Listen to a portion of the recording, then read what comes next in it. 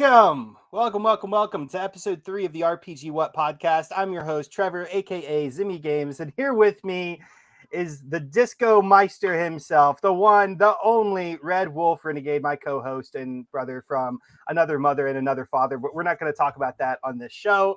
How you doing, Red? I'm doing well, man. I'm excited to be here. Excited to talk about the things that we're going to be talking about when we talk about them. Thank you. Absolutely. That's fantastic. So, if you guys have watched the first and second episode of this podcast, you know that we usually open up with a poll. We're not going to do that this time, though. I actually had one of our topic, which was going to be our main topic, actually ended up not being our main topic. So we're actually going to leave that poll later on into today's show whenever we actually get into our main topic. So the first thing that we're going to be talking about is some Elder Scrolls 6 news. So a man that's near and dear to my heart, and he's near and dear to your heart as well, Red, MacBound, actually dropped this news to me last night. And as soon as I heard it, I had a lot of disbelief. I went through, the 7 stages of denial, acceptance, whatever. I don't know, right? Yes. And eventually I was like, okay, wow, we need to talk about this on today's show. So a job posting for Bethesda Game Studios hints that Elder Scrolls 6 is planning to have some form of multiplayer in it. Specifically, they are hiring for an associate level designer, and one of the qualifications for this job reads, quote, "You have a strong familiarity with a variety of open world multiplayer games." Now, I don't like this. I don't. It scares me. Red, it puts me into a bad spot, buddy. It really does. It gives me Fallout 76 vibes. I start sweating. Oh no, help me. What do you think? I can't help you. I can't, because I can't help me either. I feel the same, man. I always go back to there's an interview, and I can't remember who it was that was interviewing Todd. And they said, asking about the Elder Scrolls, blah, blah, blah. But Todd eventually says something along the lines of, if I told you what we were doing, you'd say, how? Like, how can you even do that? Like, that's like sort of along the lines of what he said. Like, how is that even possible? How can you even do that? And then at that point, and that's where my Elder Scrolls Tamriel theory came into play, where with the technology that they have with Starfield, using planet size areas, to sort of include all of Tamriel. And I was like, maybe that's what he means. And then hearing this, man, I was like, please, God, please, Todd, don't do this. Don't do this. I can't. We have Elder Scrolls Online. Yeah, it is perfect. It's great. It really is. Yeah. It's not like the most amazing Elder Scrolls game. Like, I would much rather play Elder Scrolls 6.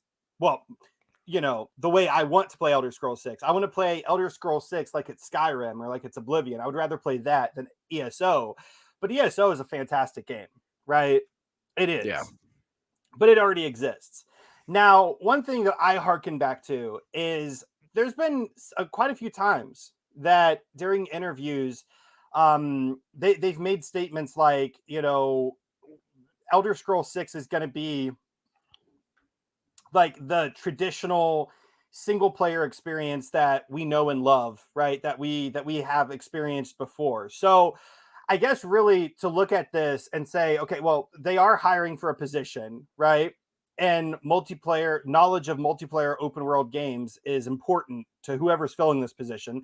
And it's a level designer position. So of course it's kind of a critical role. Now, but here's the two things. So the first thing I think of, and I don't think that this is what's happening here. It could possibly be that, I mean, this is just like grasping for straws, right? At this point, it could be that this is just like an HR mess up, right? A lot of the times whenever we post job postings on the internet, you just copy and paste a template, right? And so this could just come from a template from another, Xbox studio or Bethesda studio that was, or even like a previous template for whatever they were working on Fallout 76, right? So maybe it's an HR mess up, right? However, I don't feel very confident in saying that it's an HR mess up. The next question is, if multiplayer is in the game, how is it in the game? Is it like straight up, like in your face co-op and so on and so forth? Or is it more multiplayer social elements like what we saw in Death Stranding, right? Where players do certain items for other players and, maybe leave notes.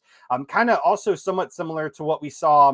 I know that Elden Ring actually did have co-op, but there was also like a mechanic in the game where you could leave notes helping players to fight off bosses, right? So those are like two ways I look at how they could potentially add multiplayer. What's your thoughts on that? Oh, also, real quick, Mac Bound is in the chat. Welcome, Mac. The Fifth Horseman, welcome, welcome, welcome. And Deck Akado, I think I name correct. Welcome to the show as well. Welcome.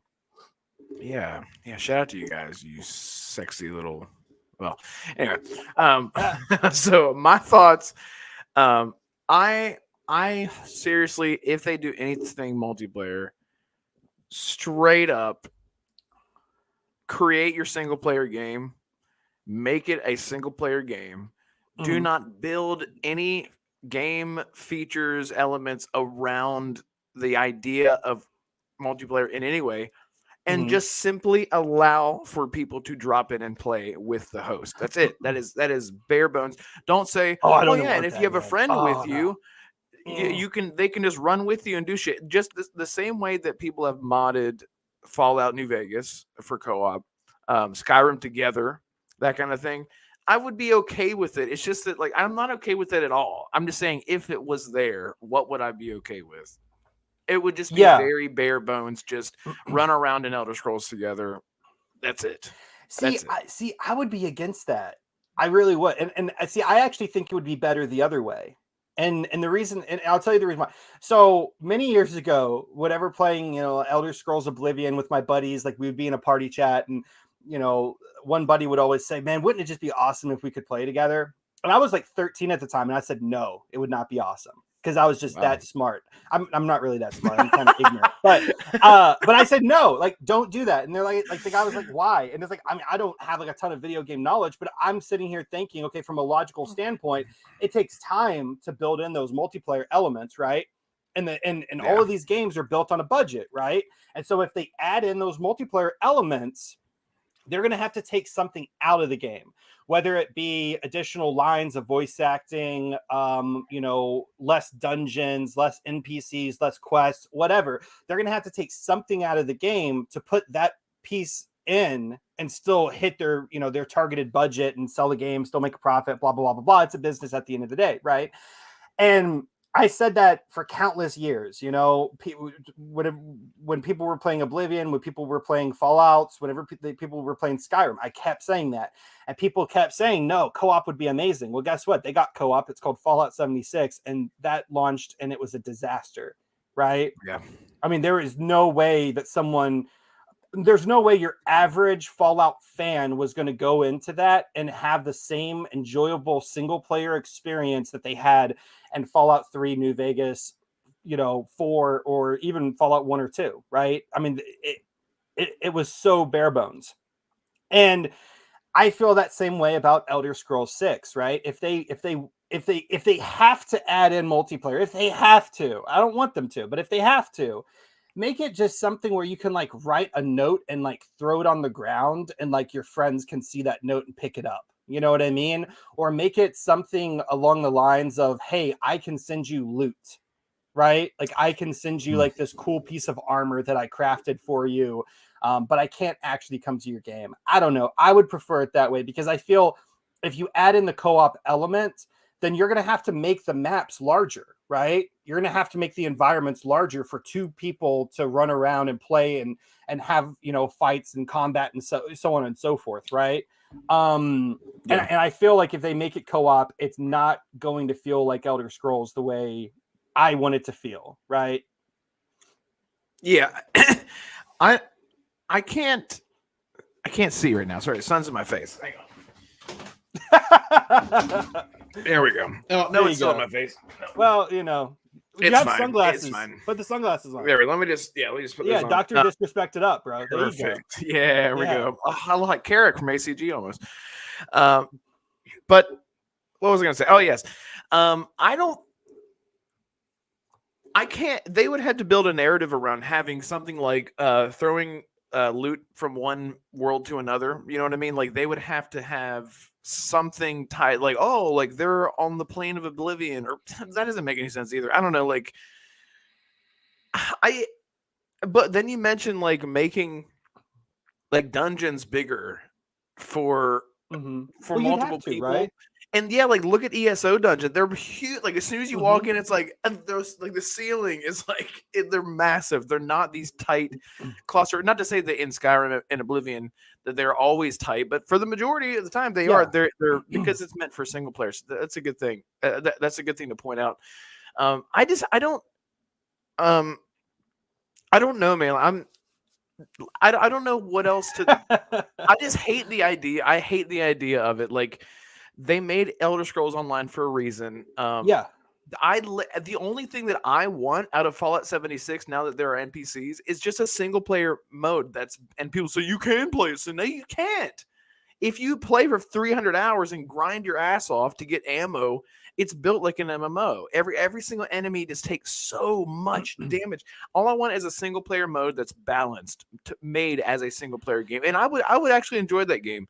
But that really worries me, and we've seen screw ups like this. Like I mentioned we've seen literally the same company do the screw up before.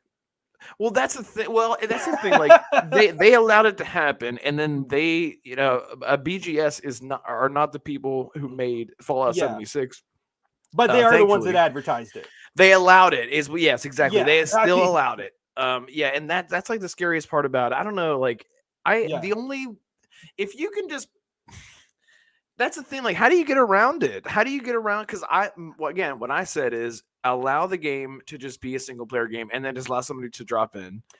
I mean, here's like the thing, let them screw up. I guess I don't know. I don't want. What's the purpose of multiplayer, right? Like, I mean, multiplayer for a big portion it just extends the life cycle of a game, right? Whenever we were talking, I think during episode 1 of this podcast, we were talking about Hogwarts Legacy, right? And we were mentioning how surprise, the player base has dropped off. Well, why is that? Well, there's not a ton of content. It is a single player game. However, one of the surprising things about Skyrim and previous Elder Scrolls games is that their lifespan just continues on. There's still people, a tremendous amount of people playing Elder Scrolls Skyrim, even still to this date, right? So they don't really need to add in multiplayer to keep, a large player base that's continuing to play their game, right? And so, my personal opinion is, why not just keep it single player, right? I mean, man, I tell you what, like, this is my most anticipated game of this generation, right? And I have waited, 10 years, right? I mean, and I'm going to be waiting probably 15 until it actually comes out, right? And I just hope that they don't screw it up by adding in multiplayer, man. Like, at least not like hardcore multiplayer. If they want to have like social elements added into it, I'll live with that. You know what I mean? I can compromise, but adding in co-op, I think is a huge mistake, at least for this game goes. Yeah, and let me grab chat real quick. Decado says, "I can see co-op if you give your companion if you give up your companion at the time. ESO2 isn't necessary."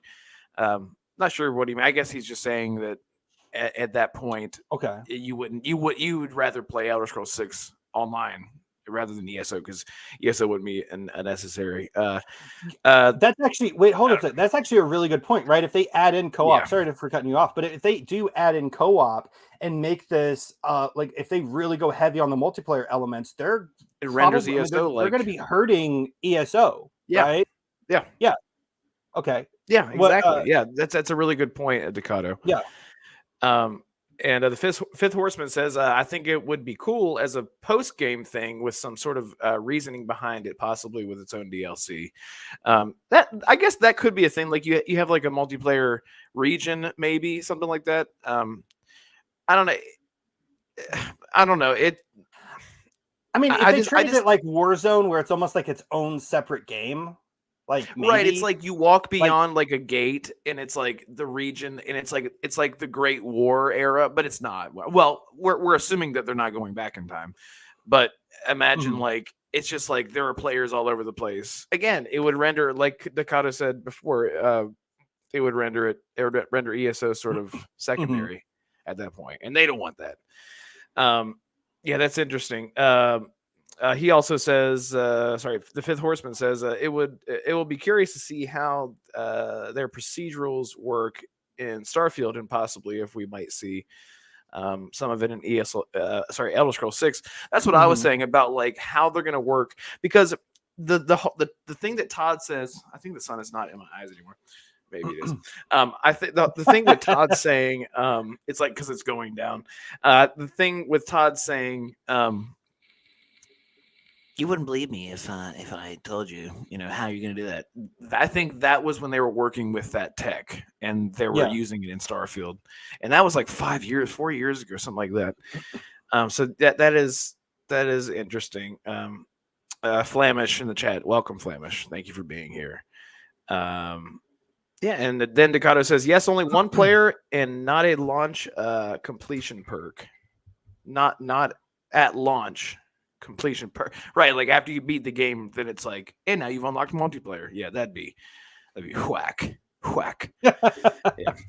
So anyway, we're all caught up. So actually, to add to what the fifth horseman was saying about, seeing what they do with Starfield, and as to what we could possibly see with Elder Scrolls 6, something that's really interesting about that is Elder Scrolls Oblivion, right? Like that introduced us to, I mean, I think really like the new version of like the creation engine. And then we saw, basically Fallout 3 and Fallout New Vegas, kind of basically like be made off of that same kind of engine, or very close to it, right? And then Skyrim opened up like the next version of the creation engine, right? And we got to see like the next gen Bethesda. Like the Elder Scrolls series has always kind of opened up the next gen Bethesda game experiences. But this generation it's a little bit different. We're getting Starfield first. So a Right. lot of the things that we see in Starfield are going to give us hopefully a really good idea of what Elder Scrolls is going to look like and play like, and what are some of the technologies that they're probably also going to use in Elder Scrolls 6, just based on what we see in Starfield.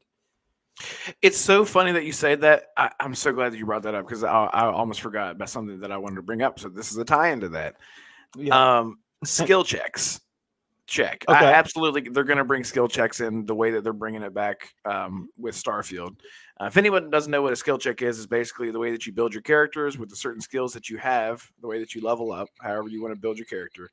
Those skills will come up in dialogue, and because you're good with medicine, for example, and then someone is hurt, they're like, my friend's been shot, and you can be like, in medicine plus 30, it looks like checked, my level's 36, so I'm overqualified, and you can have a dialogue skill check to do that. The role playing is really what it's meant for, and I love that stuff. I think Mhm. that's absolutely gonna come into Elder Scrolls in a big way. And you think about the way now, flying a spaceship is a lot different than having an actual ship. However, we've heard rumors and leaks about there actually being like a Sea of Thieves type element to Elder Scrolls 6, because there's the two regions that connect from High Rock to Hammerfell, right? I don't know if you've seen Yeah. this. Like when Yeah. you look at the map, I, so I know that could be exactly something what you're that they, talking about. Yeah. yeah, so that could Because be a thing that they play around with too. yeah, because Daggerfall basically just like shoots out from like the northern, like it's basically just a long peninsula, right? And Yeah, then Hammerfell's underneath it, but there's like a sea or like a gulf that kind of is like in between. Yeah. yeah. That would actually be kind of cool. But I don't know. Like, I don't think that would be a major portion of the game though. Like, That would be kind of cool to see. Or, potentially riding on the back of a dragon the real way. You know what I mean? Because like Elder Yeah. Scrolls Skyrim introduced that, but it was basically like I'm just like on the dragon and it was really Doing kind of his own bad. thing. It was just bad. Yeah, right. It Yeah, was it was weird. Yeah. yeah, it was like just riding like a roller coaster. Like it was like preset to go this direction kind of thing. I Yeah. don't know. It was super janky. So imagine them actually adding in the ability to, ride on the back of a dragon or so on and so forth. Like if they can master space combat, why can't they master that? That would be kind of cool. I don't know. Yeah, and then you also have to think about like the difference between like you're still going to be fast traveling all over the place, right? They're not going to remove Mhm. fast travel. No. And so imagine just having fast travel and then also having your ship. Then it's like, how would they implement ship, especially if it's in between two land masses? Like it would turn into like missions. Yeah. It's like you're just only on your ship for specific ship stuff. It would be cool, but it's like I don't know. Like I want it to be It would there. be I'm sure it that would just it would for be like kind of weird modding though sake, too, because they don't have cannons in Elder Scrolls. right? So like, how would Well, they naval had it combat work? in the Red Guard. If you remember that, the Red Guard, Like the action adventure game, yeah, the action adventure game. Yeah, yeah, okay. yeah, pretty sure there's cannons in that. But is that canon? I don't know. We get it. That's like the game like no one knows though, right? Yeah, yeah, That true. one, That's true. yeah. Like I would say more people know Daggerfall than know that one. Yeah, All right. Well, you know what? I think we're all scared because of multiplayer yeah. and Elder Scrolls. At least I am. I'm still scared. Please, God Howard, do me right. Do me right. Do me Do good, me Daddy right. Todd. I've been Yeah, following you for years, buddy. I need some yeah. help. Write me a letter, please. Tell me everything's Yes. gonna be okay. All right, Shoot me a second picture. topic. And we were talking about Starfield, and this second topic, it relates to Starfield. It's great. So it was reported earlier this week that Bethesda Game Studios. Yeah, you know what? Wait. Throw it up Bam. there. There we go. See, look, I'm changing banners now. Ooh, See, I'm so nice, sophisticated. All right, anyway, so it was nice. reported that Proud of Bethesda you. Game Studios has quietly removed the Russian language from the supported languages in its upcoming game, Starfield. Now, some people have speculated that this might have to do with Bethesda showing its support to Ukraine and the Yeah. going on conflict, while other people have also speculated that this may have just been a feature that they cut to reduce costs or to reduce time. We, of course, know that Starfield was delayed. I'm sure it wasn't delayed just because of Russian language, but if that was maybe one thing that was kind of holding them back, maybe there was other things and they cut a bunch of things and this was one of those things that they cut. Who knows? This doesn't really matter to me. I don't speak Russian. I'm still going to be able to play the game, but I just thought it was an interesting tidbit of news. Red, why do you think that they cut the Russian language? And also, do you think that this is going to have like somewhat any major implication on like the player base of this game? I mean, I don't know how many people live in Russia that play Elder Scrolls, but there are people that of course live in Ukraine that speak Russian. There's people that live in Latvia, Estonia, and other surrounding countries that do speak Russian. Yeah, I don't know if this is Bethesda making their political stance. I don't think it is. I don't think it is. I don't know. I don't know about all that. Yeah. But it is interesting that out of all the languages they cut, it was Russian, and I think that's the thing people are gonna say. Mhm. But I don't. Well, it's kind of the easier one to cut. Like if you're gonna cut a language, like right now, like that's the best Yeah, one you to might cut. as well just cut the one that's sort of Right? controversial, sort of. That's Yeah. an understatement, but you know what I mean. It is interesting because Russia is very, historically speaking, whenever Mhm. it comes to space exploration, like just space in general, Russia Yeah. has been huge with that. I mean, they have their Well, own the satellites and Soviets, stuff. but yeah. Soviets, yeah, yeah. So that kind of the same thing. No, I'm just kidding. Yeah, basically. Yeah, it kind of is. No, I'm kidding. No, I don't know. This is weird. It's weird because it was just kind of random. Mhm. But I don't think it's them making a political stance. I think it's like you said, if they're going to cut anything, they might as well cut the thing that's kind of a big topic right now. Chat, what do you think about Russia? Let us know in the chat. Well, maybe not. Maybe not. But No, no. But I don't know, man. Like I say, it doesn't affect me. I know, like, I haven't changed a language since I played. Funnily enough, Metro Exodus. Actually, yeah. it. I don't remember even if they don't like sync lips, right? That's like so much tech. That's so much animation and chips. I Mhm. don't know. So it wouldn't be synced. I don't know. I'm like thinking out loud, kind of when I'm thinking about what. I mean, it's not like people in Russia I don't think. speak English, you know. Well, I'm sure quite a few of them do, right? Or they speak another language that is still going to be supported, right? So Yeah, hopefully, if hopefully anyone that wants to play this game, regardless of wherever they're born or live or whatever, has the opportunity and the chance to play it. Of course, localization, you're never going to be able to involve every single person in a game, right? right.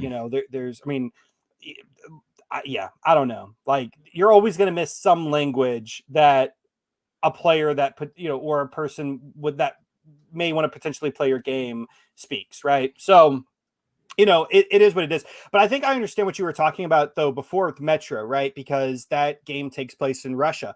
And I know that a lot of people, surprisingly, a lot of people like playing the I game preferred it. Yeah, based on where it's located. Like, a lot of people played Ghost of Tsushima in Japanese yeah, with English subtitles because to them it was just more authentic and it was just kind of like a cool thing to do, right?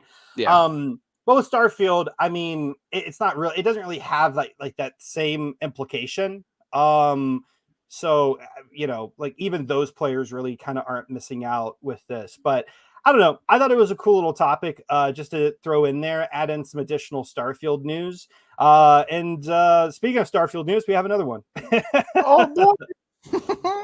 So this next topic actually dives into a bit of let me there we go. Switching the banners. I'm telling you. Yeah. I'm telling you.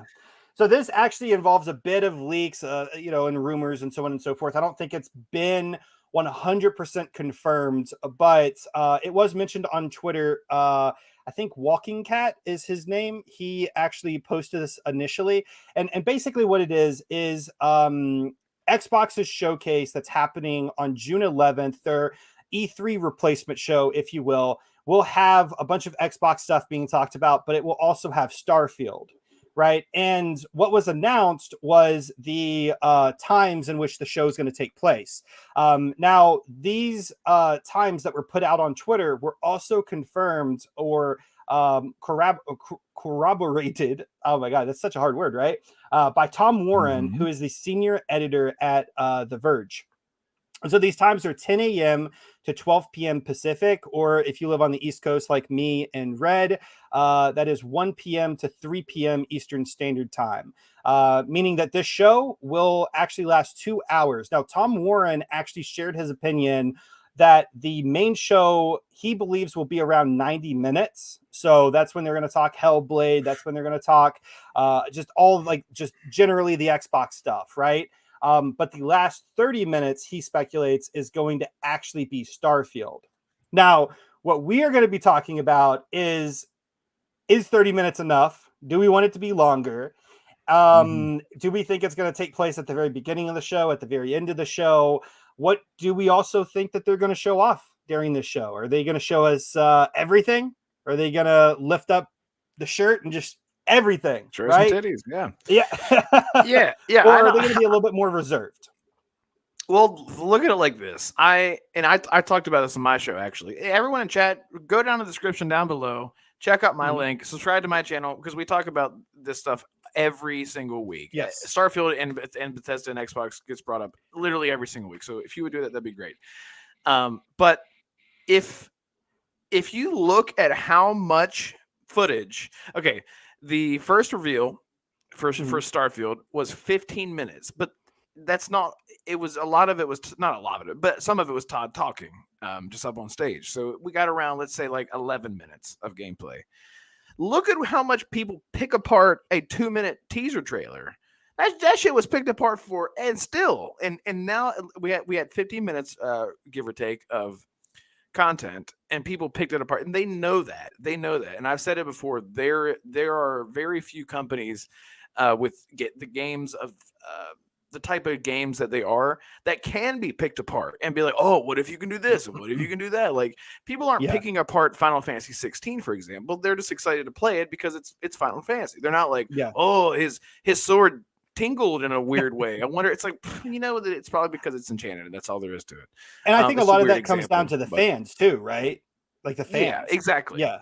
And a lot of that, I mean, but that's the thing. Like, they lean into this. Like, they let the game market itself. Well, I think you and I talked about that before. Like, they just put it out there, and they're like, people are going to pick this apart, and it's going to be all over YouTube and all over the internet.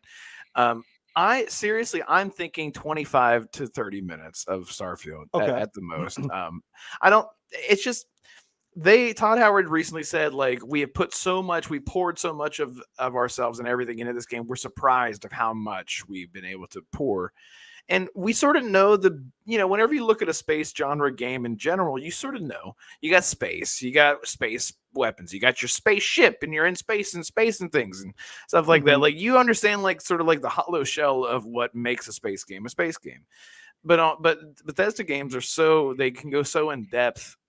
They can go so deep, with just like random, like, you can pick, everything is interactable in the world, just like you could sort of expand. I could go on about that kind of stuff, but I don't want to see everything. But I think what they could show for me is, can you walk around your ship while it's in fucking space, Todd?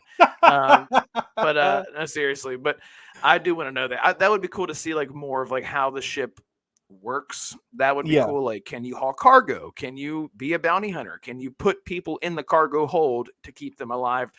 I know I'm going, like, way beyond, like, cyberpunk level. Don't stop making things up in your head, that kind of thing.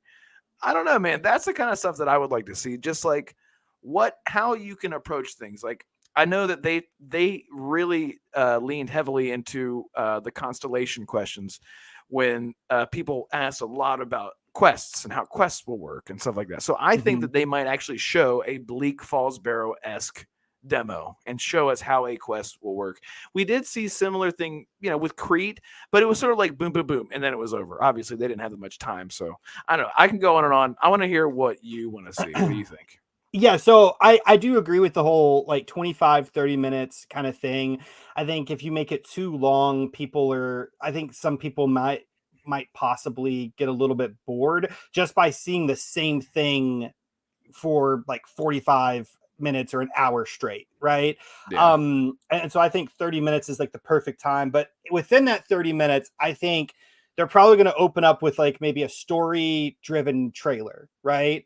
Kind of giving us some more ideas of what is this universe, what's the overarching threat, at least to a little extent, right? Like, give us a little bit more of a taste of, well, what exactly does the story look like, right? Or possibly, a trailer that kind of, I guess, maybe goes in a little bit more detail about the factions as well, right? I think would be really, really cool. I would also love to see just like gameplay, like semi-cut gameplay of someone playing Starfield and having like a commentary over it, talking about, I don't know, just different things that you can do in the game, kind of like what you were talking about. It might be, walking through the streets and seeing all of the NPCs walking by you and then making a certain note about this NPC, like what they do and so on and so forth. Or, just something really, really cool like that. Possibly showing like some space combat, if that's a thing, possibly getting out of your ship, if that's a thing. Maybe give us a little bit more of a taste of what space combat is like and what's the advantages of doing that.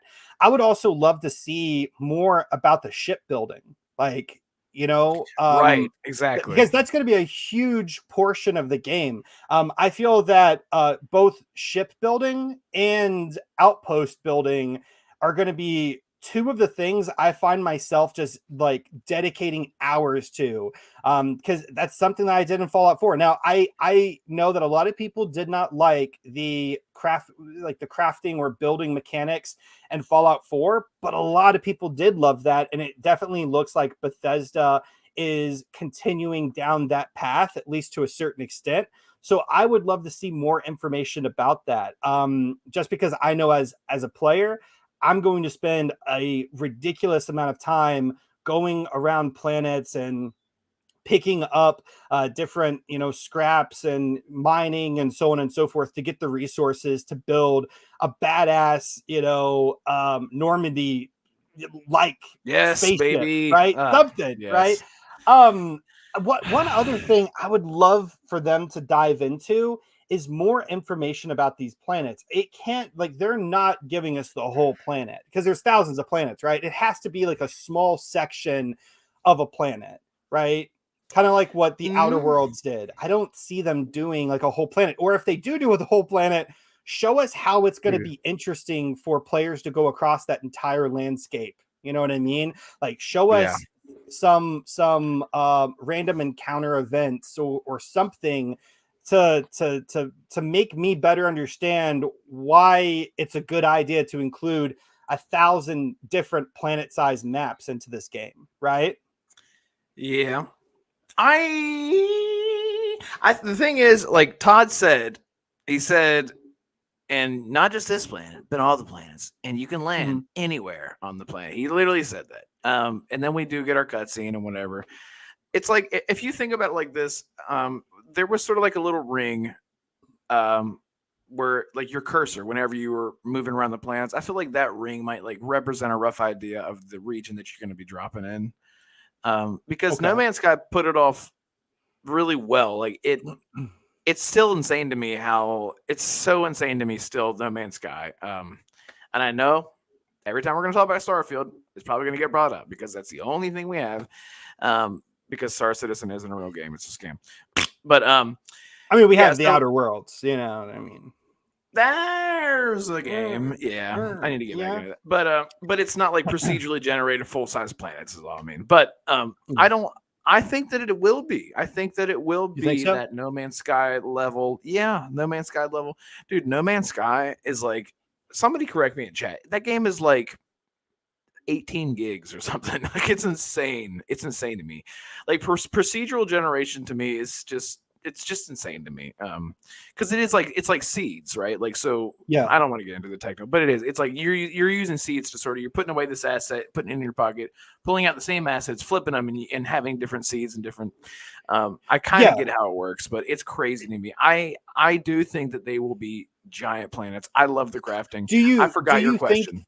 do you think that they need to show off how landing on that planet and walking around it is going to be engaging to the player? Like showing off, like, Yes. yes, we have like I don't know, like 1,277 random events that could potentially fire as you're exploring this planet, kind of thing. Like, because I just feel like having just a derelict planet, where yeah, you can just go and mine here, or maybe go and explore like a cave, like over here, like every now and then. I just don't think that that's going to be engaging enough to the player, right? So Yeah.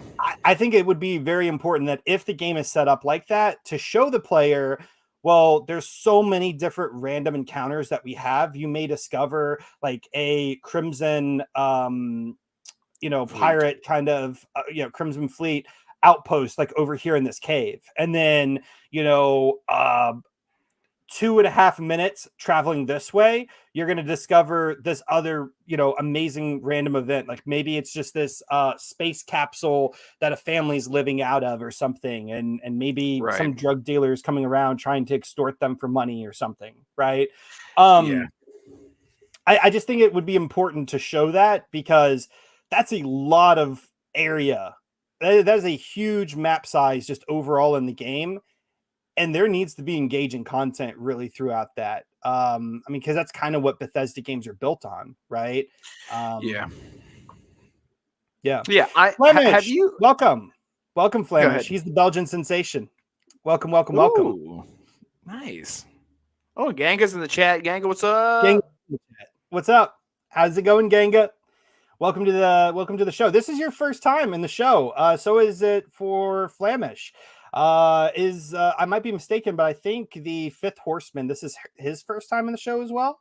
Am I I think he correct was in that? here before. Was I he think he here was here last show? before. Okay, Yeah, I'm okay. pretty sure. Gotcha. All right. What were you gonna say about Starfield though? I was gonna say, have you played No Man's Sky?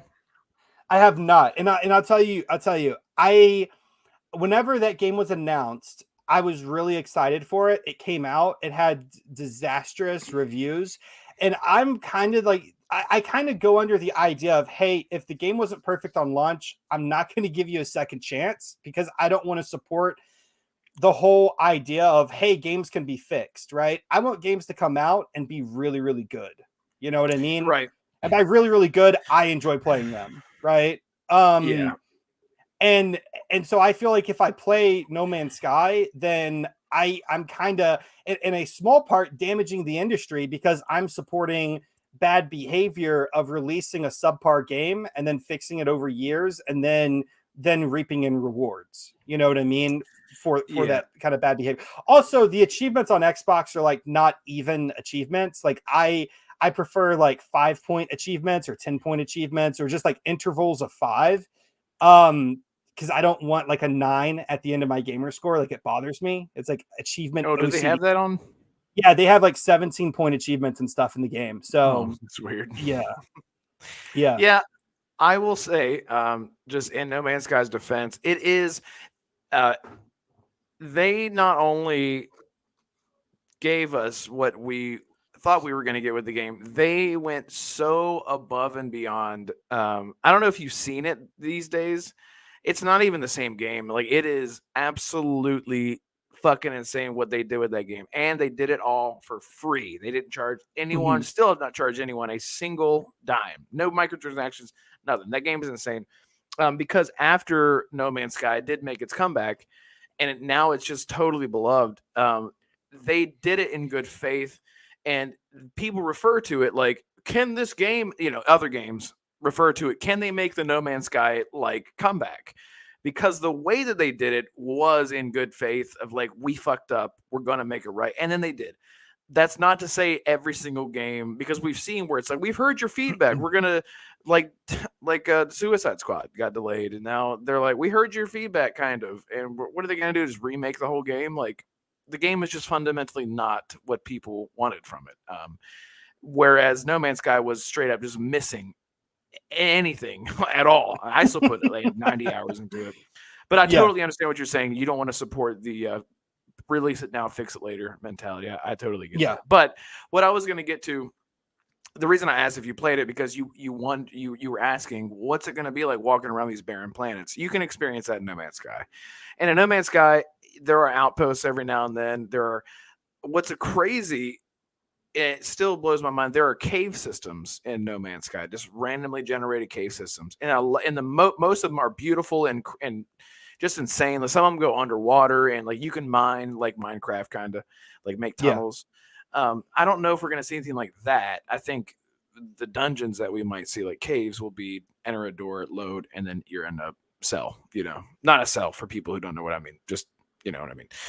But so it is walking around looking for iron and looking for carbonite carbon and stuff like that, like looking for certain elements to like build certain materials to build a base. That is a lot of what No Man's Sky is.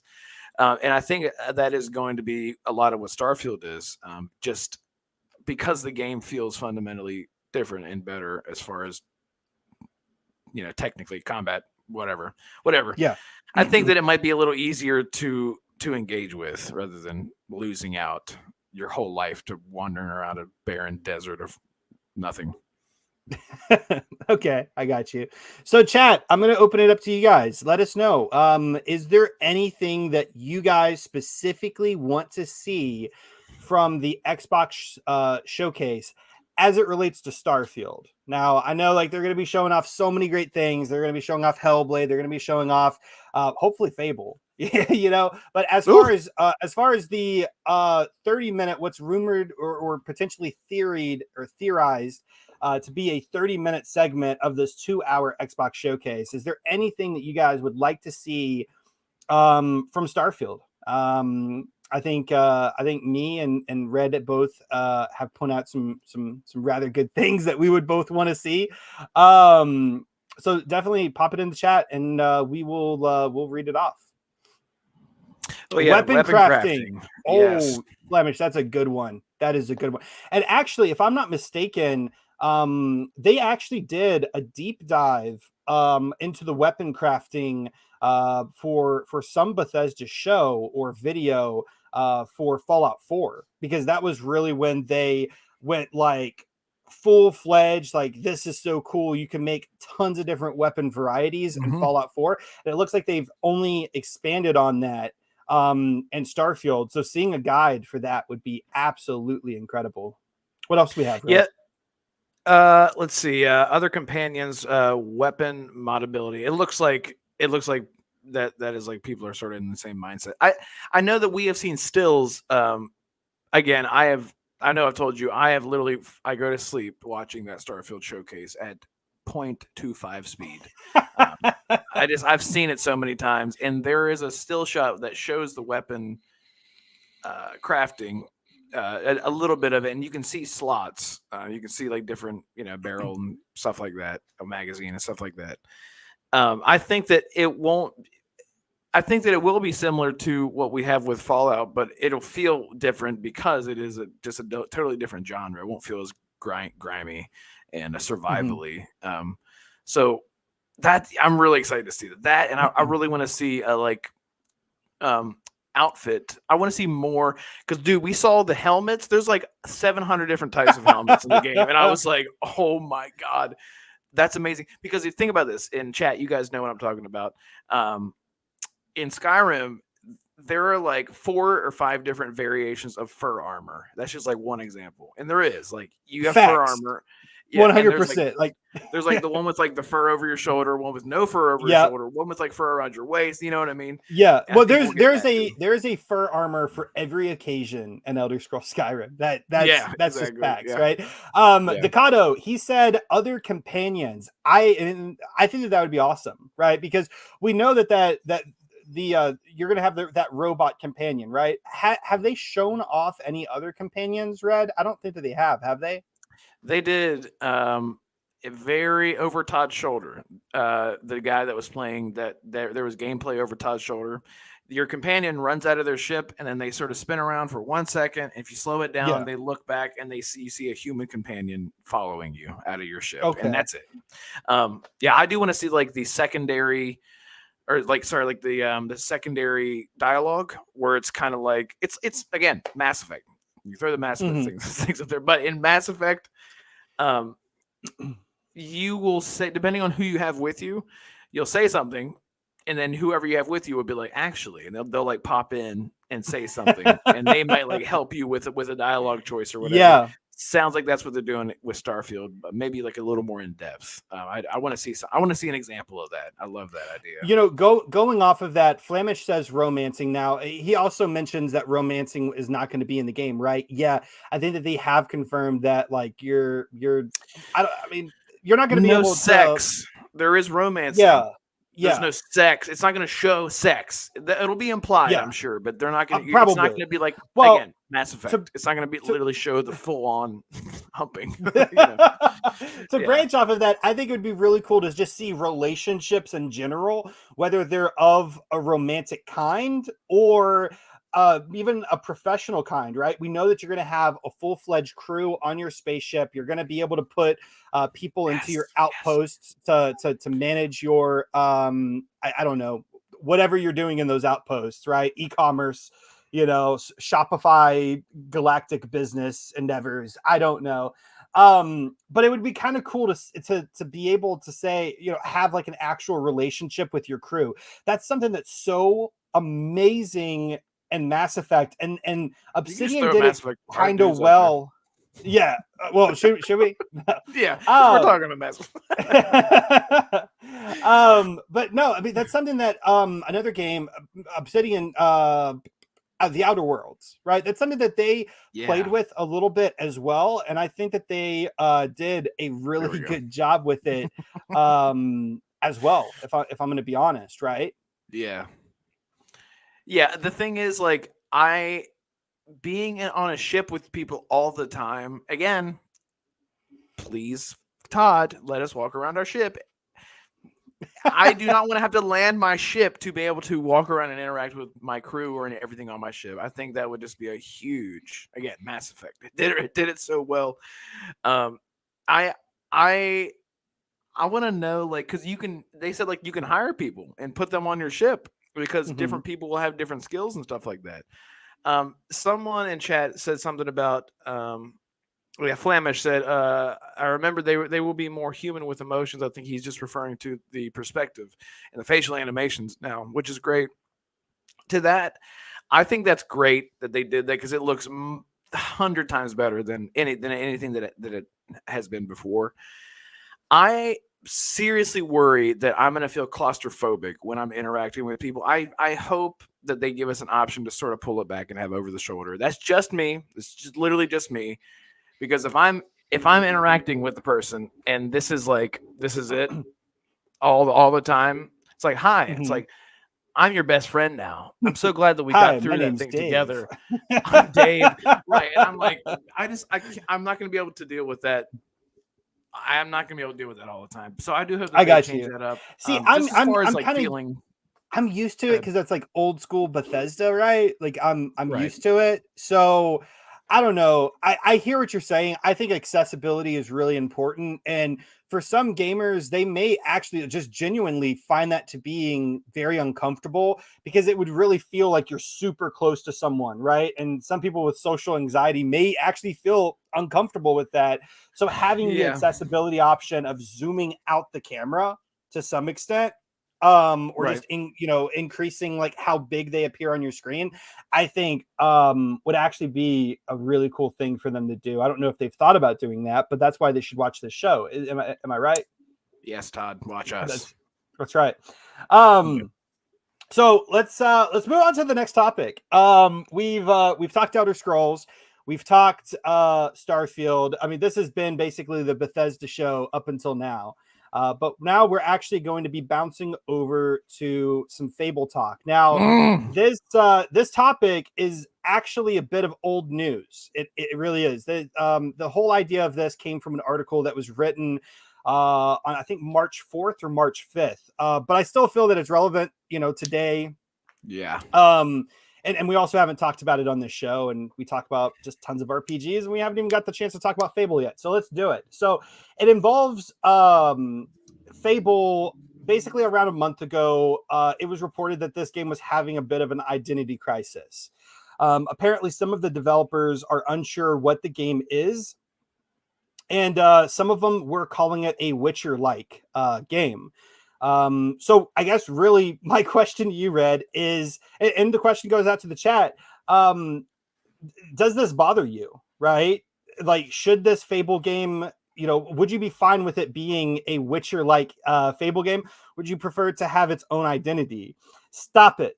I. Do you think I have a problem? Sorry. No, seriously though. Whoopsie. Um, this is to me. This is what I was really excited to talk about. I love this idea. It's so weird because like whenever you think about Fable versus The Witcher, they're so much different. But the thing is, they're so much different because they were so far apart. And back then, I guess talking about what, let's just say Fable 1. Let's just go with Fable 1. Essentially has the bones of what Fable 2 and 3 was. Arguably, a Yeah. lot of people feel that they got worse as they progressed. But that's not my opinion. That's just sort of like the majority of people from what I understand. but they're so different that to picture a Fable game in a Witcher like that, what does that mean? Like, because the first thing, as soon as I hear that, I think it means that there's dialogue, so your character will talk, and there's going to be a lot of choice based stuff. Obviously, I mean, that's like the one thing Fable prided itself on was Yeah. being good or evil, and like having Morality the system. Yeah. yeah, the morality. Yeah, exactly. Remember we talked about they were one of the first ones to do it, like alongside KOTOR, where you were good or bad, your appearance would change, and in Fable, it dramatically would change if you decided to be evil. Um, so a huge open world. Okay, so there's that. There is a dialogue system with morality. There is the combat system, obviously, which I think we heard about the combat system being Witcher like way Mhm. before this, too. I can't remember. I know you know what I'm talking about, but I remember hearing that a long time ago. Which it kind of always has. Again, it kind of always has been. If you look at if The Witcher, it's like what am I trying to say? Like if you look at Fable now, you can see where it's like, oh, this game only has 10 more years with it. It would look like The Witcher, and I can totally see that. So to me, I like this. I don't know. What do you think?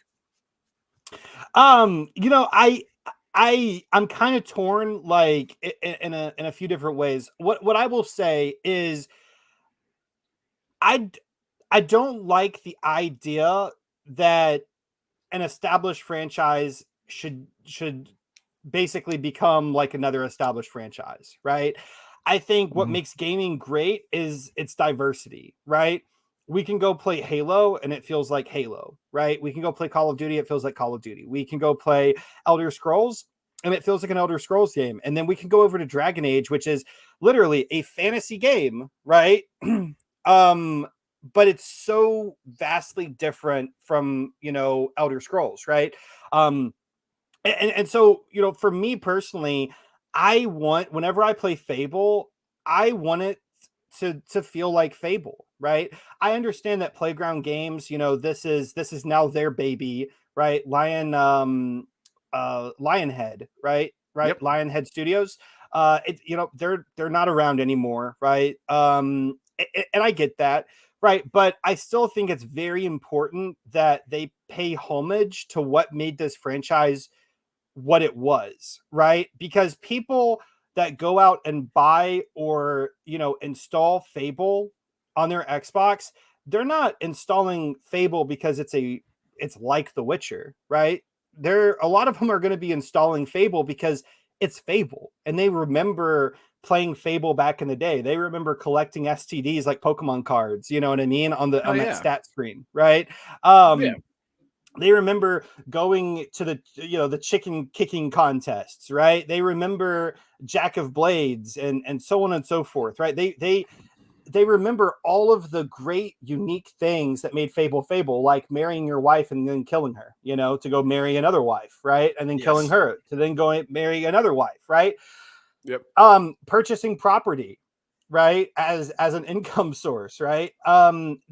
There's so many different things, and I think one of the biggest things that makes Fable what it is that morality system, but it's also that witty British humor, right? Right. And Whimsical would be Fable the word that Fable comes. never took itself super serious.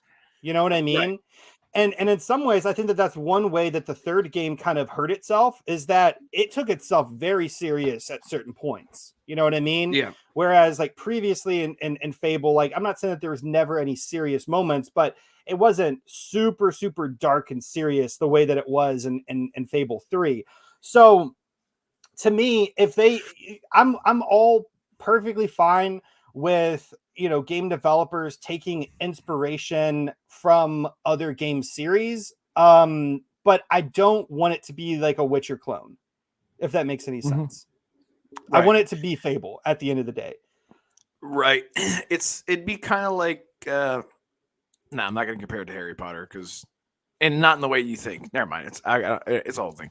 I think it is sort of hard to make something different and feel similar at the same, like make it feel new but same at the same time, because the time that's happened in between, we've had, you can compare anything to anything now.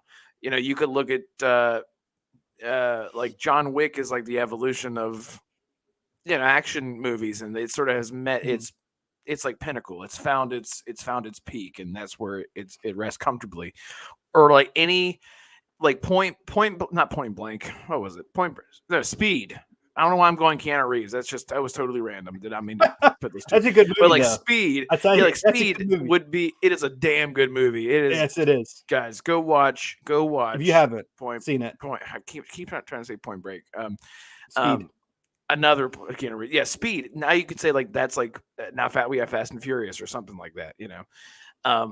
But you know what I mean? Like, so now that we have The Witcher, I mean, dude, remember, like, look at what happened to the Assassin's Creed franchise because of The Witcher. I mean, The Witcher got compared to, so people just tried to do the shit out of The Witcher after it came out, Yeah. to death. I mean, to their own detriment. I mean, tons of games just tried to do it. And in a lot of ways, The Witcher wasn't anything necessarily new, but just like John Wick, it found its peak. It found you know what I mean? Like it found its sweet spot. Like this is what we've been trying to do for years with like games like Bound by Flame and you know what I mean? Just like old games that had like a Mhm. similar RPG elements to it. And I think that's why, because The Witcher did it so well, that it's easy to compare it and say it's going to be Witcher like. Why? Because it has a Yeah. dialogue system and an open world and a combat system. You know what I mean? Like I don't know. Yeah, well, I mean, I think that there's certain things that Witcher did that was absolutely fantastic and 100% should be incorporated in a lot of RPGs, right? But a lot of it really just comes down to um in some ways I think it's not really like super important things, like okay, like whenever you kill things, having those orbs that drop that your character picks up, right? And that's kind of like the XP that you get, right? Being able to press a button to like suck in like all of those like magical like orbs that are just kind of like floating around you, right? Just like things like that, but then also just hitting that British humor I think is really, really important. And fortunately, Playground Games and the Fifth Horseman actually pointed this out as well. The Playground Games is a British studio, right? So culturally, they're in a better situation to understand that witty British humor than really almost any other Xbox first party game studio, right? I Yeah. mean, they have other British studios, but you know what I mean. You also mentioned Harry Potter, and I think I said this on one of the previous shows, but something that actually gave me a lot of faith in the Playground Games is how what Avalanche did with the Harry Potter game. Because before Hogwarts Legacy, Avalanche worked on Cars 3, which is a racing game, right? Right. And Playground Games, what did they work on before working on Fable, another racing game? um Look at Forza Horizon Guerrilla 5, right? Games. Yes, exactly. Yeah, look at Guerrilla Games. People, you know what Guerrilla Games did? They did Killzone, a first-person shooter, and then they went and made one of the best. I haven't played it because I hate women. No, I'm just kidding. But no, Horizon Zero Dawn. They went and they made that, and that game blew up. It's a beautiful third-person open world. It's one of the best looking games I've ever seen in my life. And people were like, how the hell is a first person studio going to make this open world third person RPG? Or I don't know if you would call it RPG. I haven't played it. But you know what I mean? Like it is. I think that the reason that studios excel whenever they come out of their comfort zone is because they're itching to get out of that bubble that they've been stuck in for. So like, I want to do Yeah. this thing. I've been doing this for 10 years plus or whatever. I Yeah. want to do this thing I've been trying to do.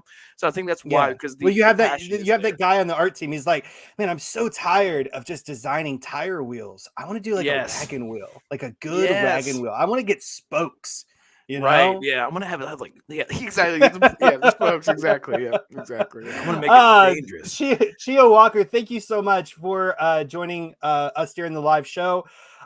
He says that Witcher 3 with Fable comedy. I agree with that. Like, I mean, to a certain point, right? I think a Witcher 3 combat would be really good. I think it's gonna help get a lot of people into the a new Fable kind of franchise. But the comedy is really important. And I would go a little step forward as well and saying some of the previous things that we've seen in Fable as well, such as purchasing property and just like the small minor things that add up to be a really big thing that makes Fable so iconic as to what it is. Red, do you have Right. anything else to say about this? I love The Witcher. I know. Okay, so It's a, last topic. This last topic was actually going to be the main topic for this show. However, we got that Elder Scrolls news, and as soon as I saw that, I was like, "Oh yeah, I'm using that as the main topic. We're going to open the show up with that." But typically, we usually open our show up with a main topic that we also post a poll out to the community every Monday. So next Monday on @ZimmyGames Twitter handle, which is my Twitter, I will be posting another community poll that we will be talking about on the next episode of the RPGwhat podcast, airing at 7 p.m. Eastern Standard Time on Thursday. So this weekly poll was: what generation was or will be the best for Western RPGs? The options were Xbox/PlayStation 2 generation, the Xbox 360/PS3 generation, the Xbox One/PS4 generation, or the Xbox Series/PS5 generation, which, if you don't know, that's this generation that we're currently in. There were 7 votes, so it was actually really light on votes compared to the last 2 that we've done. But 57.1% voted for the Xbox 360/PS3 generation, which actually makes that the number 1 generation that people think is the best or will be the best as it still stands today. And then the Xbox Series/PS5 generation with 42.9% of the votes makes that go into spot number 2. And then the other 2 generations actually received no votes at all. So people didn't have any faith in the PS2 generation. People didn't have any faith in the PS4/Xbox One generation, which I kind of agree in a way. I feel that the Xbox 360 generation was so good for Western RPGs. And I feel that last generation was lacking, man. I mean, just look at the 360 generation. We got 3 Mass Effect games, 2 Elder Scrolls games, 2 Fallout games, 3 Dragon Age games. I mean, I could keep going on and on and on, right? We got 2 Fable games. I mean, I'll just stop now, right? But we got so much, right? In the Xbox One generation, we got no Elder Scrolls game unless you count, I guess, ESO. You could count that, right? yeah. Skyrim doesn't really count because, I mean, that was just a remake, right? We got 1 Fallout game. Yeah. We got 1 Mass Effect game. We got no Fables, right? And Dragon Age Inquisition actually came out for both the 360 and the Xbox One generation. So I guess you could possibly say that we got 1 Dragon Age game. 2014. But man, we really did not get a ton of great Western RPGs. I mean, we got Greedfall. Greedfall was, I mean, but that was a AA RPG. It's still worth playing today. But yeah, so not still, but sorry, I didn't mean to interrupt you. Wait, are you still playing it, or is it in the backlog? Yeah, it is part of the backlog, but I played it recently, as in like a month and a half ago is when I stopped playing it. I just got to the mansion and met the woman with the things in her head, whatever. Yeah. Okay. So yeah, not that far, gotcha. but I put like 10 hours into it because I like 100% of the very first area. And then I was like, this is really good. It gives me old school BioWare vibes. Does it remind, is it like, so the way I've explained it to people is it's like Fable, Dragon Age, and The Witcher all got together and like an orgy, had a baby, and that baby ended up being a AA child.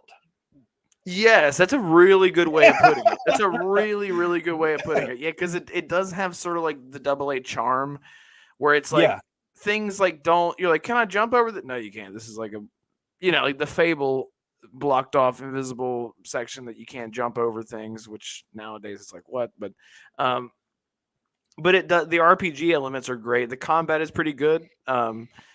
Uh, it's just good. It's just a good game. Like I don't have anything to be angry or like that this game's trash. Like I continued to play it for a reason. I can't remember, something came out, and then I stopped. It might have been like Dead Space or something like that. But anyway, yes, I do want to get back into it. But because Greedfall 2, one of your videos, I saw it's coming. Mm-hmm. It's coming. So It gotta get is. that. Yeah, it is. And I think that it is going to be significantly better than Greedfall 1. Not saying that Greedfall 1 wasn't a good game.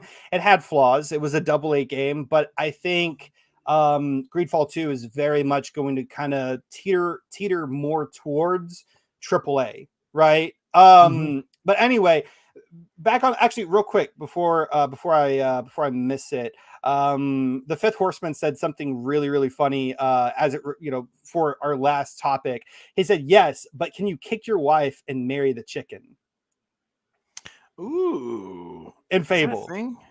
No, it's not, but it should be. It should be, right. I remember like like the hearts above their head, and then you had like the ring above. I just recently beat Fable Lost Chapters, or no, Anniversary. Sorry, same. You know what I mean? Yeah. Do you remember playing this? Because I think you and I are old enough. Uh, that that people hated Jack of Blade's voice so much Because he talked like this. He sounded like this the whole time. and then people hated his voice so much that they lowered his tone to where he sounds like the way that he sounds now. They completely Yeah. changed that altogether. And I I don't always think remember about that. that. If I'm going to be Yeah. honest, I don't remember that. But I was a young child when I played Yeah, Fable 1 for the first time. Yeah, but yeah. I do remember I did, it wasn't too long ago. I went through and I replayed Fable Anniversary Edition, and he does have a rather deep voice in that game. Anyway, no, we have Yeah. gotten way off track. We've Yeah, gotten we way off have. track. Let's reel it back in. So in comparison Generations. from the Xbox One generation, now we're in this new generation and we're looking forward, and we're seeing a lot of hope, because being a Western RPG fanatic back in the Xbox One generation was not a lot of fun. It just wasn't. We didn't get a whole lot. It was really rather dry, right? But now we're looking at the future of the Xbox Series generation, and of course, we can still play on PC. Of course, there's going to be rather a lot of Western RPGs that you're going to be able to play on PlayStation. So how is this generation looking to be stacked, right? We of course have Starfield, brand new IP from Bethesda. We have Elder Scrolls 6, right? We have Fallout 5, which is probably going to come out, well, is going to come out after Elder Scrolls 6. But there's always the opportunity, or the potential for like a Fallout New Vegas being made by Obsidian. Speaking of Obsidian, we have Avowed, right? We have Yeah. Outer Worlds 2. We've already gotten Outer Worlds 1, but I think that was actually on the last gen console. Mm-hmm. But looking at BioWare, Mass Effect looks like it's going to get a resurgence. Hopefully it's really good, and we continue to get Mass Effect games throughout this generation. Dragon Age Mm-hmm. is the same thing. Hopefully it's good, and we see a resurgence with that as well. So as a whole, this generation for Western RPGs looks really good. Yes, it does. Yes, it does. I think that's sort of like the strength of time. Like, how long has it been? It's been over 11 years Mm-hmm. since we had Mass Effect 3, right? It's Been been almost 10 years 2012 was since, Mass Effect 3, right? yeah, so it's been about 11 years and some Yeah. change.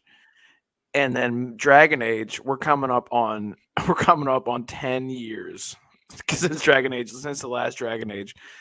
And I think, just as like an example, like RPGs that sort of make their, again, The Witcher 2015, absolutely just made it left its footprint deep in the mud of games. I don't know what I'm trying to say. You know what I mean? It is now like one of the best, if not the best, like RPG ever. And even like critically, like even if you're not a fan of it, you can still accept its popularity for what it is. And around that same time, like I talk about Persona 5, even though it's not a Western RPG, but just games that sort of set a standard and then time passes and they've had enough time to sort of like grow and evolve rather than just like releasing one right after another. That's the stuff that I'm excited for, because the stuff that we know about the upcoming RPGs, like Avowed, like Dragon Age, we don't really know too much about Mass Effect, but that stuff does excite me. And yeah, like the 360 PS3 generation was where it was the same thing. It was that leap in time from Jade Empire to KOTOR 2 to then what we have with Mass Effect, and so on and so forth. Like just leaps, and more from Morrowind to Oblivion, like that's a huge leap, like insane. I'll never forget. We talked about that last time, but we did. That's what I'm excited about with the RPGs coming out of this generation, just to see the leap. That's what I'm really excited for. Hopefully this generation will be the new best generation, because obviously nostalgia is always going to win at the end of the day. Well, we're not going to know until this generation ends definitively. Yeah. But if you had to place a vote right now, and did you vote during the poll? Yes, I did. Where did you vote? Where did your vote It was lie? 360 PS3 era. Yeah. 360. Okay, yeah. I'm gonna be honest with you. I'm gonna be optimistic. Usually, I'm just the nasty pessimist. You know what I mean? But I'm gonna be an optimist today. And if I was gonna vote, I would actually vote this generation, because I am so flippin' hyped, and it might be because I'm still thirsty because of last generation, and I see the water fountains in the distance, right? And because of that, I'm just so excited, right? And it might be because of that, but I would actually put the vote on that. This generation is going to be the new golden age of Western RPGs, the way that previously the 360 generation was. Right. But I will then open it up to this. If you had to pick, and this goes out to chat as well, guys. If you had to pick 3 games that we know have been confirmed as they are being in development, they're going to come out at some point during this generation, what are going to be your top 3 picks? Me? Well, yes, this generation. And chat. And chat, let us know. Horseman, Fifth Horseman says, I want a New Vegas 2 to be Fallout, New Mexico with Roswell and the Zetas, or the Zetans, the Zetans. I get you. That'd be dope. Them aliens.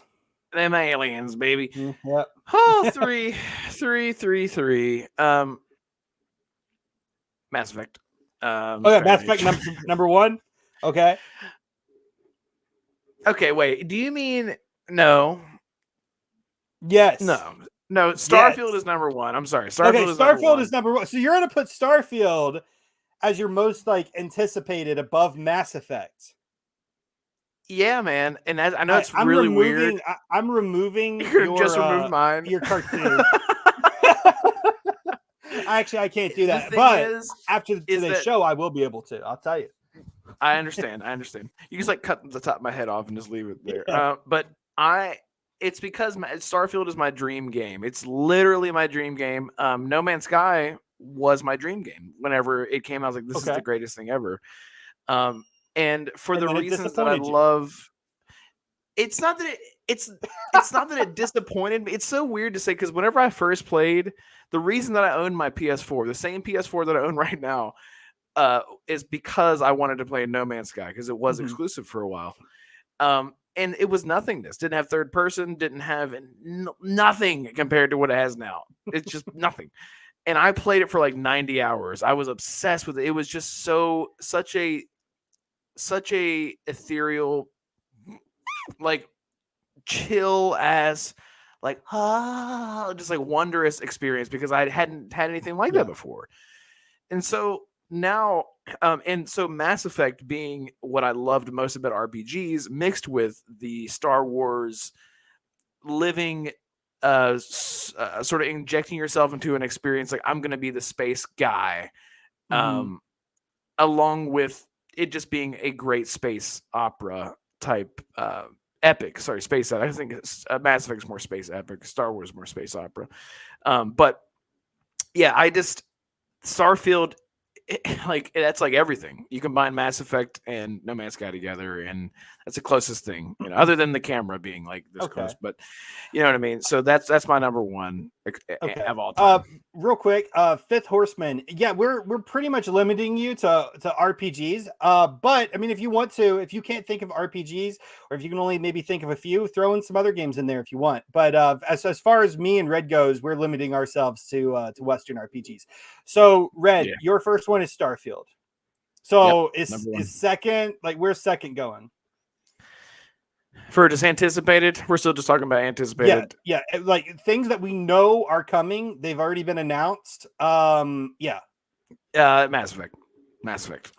Yeah. Number 2. Okay, number 3. Elder Scrolls. Okay. Well, I think you already know what my number 1 is, right? Elder Scrolls, right? Yeah, of course. Right? Yeah.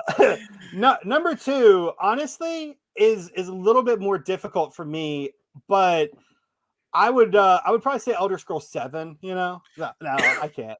We don't know that it's coming out. Mass Effect. Yeah. Okay. Mass Effect's number 2, and then number 3. Honestly, I would probably have to say, not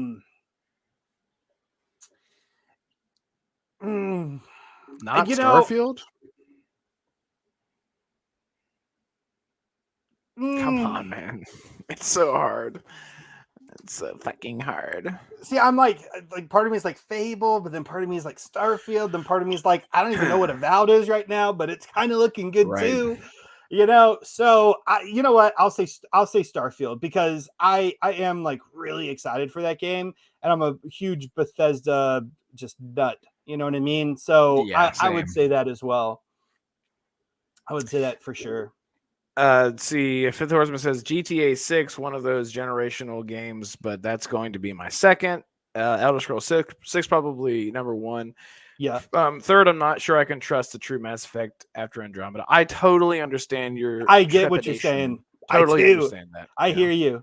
Yeah. But this is when faith and hope come into this the is where our conversation. Lord Jesus Christ comes in. No. Okay. So where we're gonna leave this now is, if you had to pick one Western RPG that's not announced right now, right, but you think should be, what's it gonna be? Oh man, we gotta. But you can only get one. You can only get one. That's it. That's the thing, because I feel like everything that I could ever dream of is announced, and we know that it's happening. Not for me. I already know mine, man. Oh, I feel like I'm like a Bethesda shill because I want to say, aren't you? Yes, I want to say New Vegas too. Yeah, absolutely, 100%. Yeah, I don't blame you. I kind of thought that was going to be the direction that you went, and the Fifth Horseman, he actually mentioned that earlier, that he wants a Vegas too. Right. So yeah, I mean, I get it. For me, and this is not going to happen probably. Alpha Protocol 2. Oh my god. Oh, dude, I love that game. I never beat it, because I got to the part where you're like, I love that game. It was so amazing. I never beat it though. Never beat it though. No, and this is why, because I got so frustrated, because the game, the shooting was just horrible, because I wasn't good enough with it. But it was in that club. It was like, and I had an SMG. You remember what I'm talking about? It was like a club or something. It was straight up Mass Effect, but if you were a spy, and like, dude, because you come back to your dope ass apartment, and what was the line? What was the corny ass line that your dude says about cocaine? I don't know, but I laughed at it. It's so funny. You guys like crack cocaine. I had to look it up. It's so funny. It's crazy, because like IGN and like a bunch of publications gave that game a 6. But I loved it, man. I loved it so much. And I've met so many people that absolutely adored that game as well.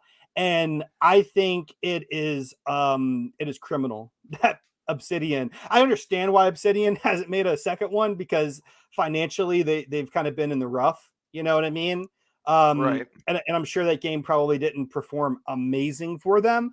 However, Sega still owns the license to it. We know that Microsoft has been, wheeling and dealing with Sega, increasing that relationship, building bonds of trust, so maybe something will happen from that. Probably not, but yeah, Alpha Protocol That's 2. wild. I love that. Yeah, I love should have that. said like Elder Scrolls Oblivion remake. I should have probably said that, but I'm sticking to my guns. I want an Alpha Protocol 2. I can go play Elder Scrolls Oblivion right now if I want.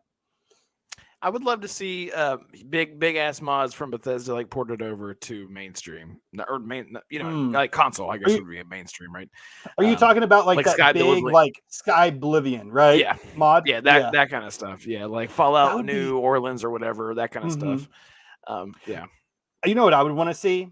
I would want to see Microsoft go to the people who make that mod, pay them money, and then just publish it as a brand new game with like achievements and everything. Like obviously, polish it up a little bit, make it lore friendly and all that different stuff. But I think that would be awesome, honestly. Jade Empire 2, baby. Oh my god, that'd be so dope. That game is still amazing to this day. The combat still is great and everything. Did you ever play Jade Empire? No. Well, yeah, dude. I played a little bit of it like on, I think like 360, early like 360. It was like Jade Empire 22. it was pretty far along. But yeah, I played it a little bit. I never really got into it like a ton, if I'm going to be honest. You should definitely give it. I know it's weird playing games with no stats anymore. That's how I feel, at least. No achievements, no stats. I'm like, this isn't a real game. I have nothing to show for it. Why am I playing this again? Right, like what's the point of this? But yeah, Jade Empire 2. I would love to see that. I remember hearing something about it a long time ago. I think it was just a rumor, but I don't know. I want to. Can you imagine like not Ghost of Tsushima? Just go play it. Just go play it. I don't know how to describe it. It is literally BioWare at its best with its decisions, and the combat was great. The combat is still great. And my god, my phone is blowing up right now. Well, Mac Brown came back. He said Jade Empire is amazing. What's up, bro? He says truly said let's invite Zemi. They did. I'm like, he's still doing the pod still, bro. That's right. Oh yeah, That's Mac. Right. Apologies to Mac last night. I was literally about to go to bed, and my friend was like, "Let's grab some more wood," and I was like, "Okay." And then another 40 minutes went by. I was like, "I need to go to bed." So sorry about that. But anyway, Valheim, great game. Sorry, go ahead. Yeah. No, honestly, hey man, that's the end of the show, bro. Where can we find you? Dude, tell us about your podcast. Everything. Listen, everyone in chat, do me a favor right now. It's not hard. You don't even have to click away. You don't even have to click away from the show. You can just search Red Wolf Red. No, you don't. You don't have to search at all. It's in the description. It's in the description. Mm-hmm. And I'm not talking to the other guy. I'm talking to you. I'm talking to you right here, people. Listen to me. Go in the description. Click on the link, Red Wolf Renegade. Subscribe every single Tuesday at 6 p.m. Eastern time. We have a great show. It goes crazy. It's wild. I try to contain myself in this show because it's not the Renegade Realm podcast. And we talk about all things games and sometimes not games, but mostly games. So please go there, subscribe, and we look forward to hearing from you there. That'd be great because we're just up and coming. We're on our 15th episode coming soon, or maybe we already did our 15th. I don't know. But you can find me there, Red Wolf Renegade, on YouTube and on Twitter. The only Red Roof Renegade on Red Roof on Twitter and on YouTube. That's me, baby. Look forward to hearing from you. Thank you for stopping by. No, absolutely. So definitely jump over to his channel, watch his podcast, support him. He's an amazing guy. You guys can follow me on Twitter at Zimmy Games. Every single Monday, we're going to be posting a new community poll that's going to then be read off and talked about in the very next episode of the RPGwhat podcast. And you can watch the next episode of the RPGwhat podcast next Thursday at 7 p.m. Eastern Standard Time. This was a ton of fun, Red. I can't wait to do it next week. Anyway, thank you, everyone in chat. thank you all so much for stopping by, hanging out with us, interacting with us, answering our dumb questions. And we'll see you guys next episode of the RPG What podcast. See you guys. Bye. Bye.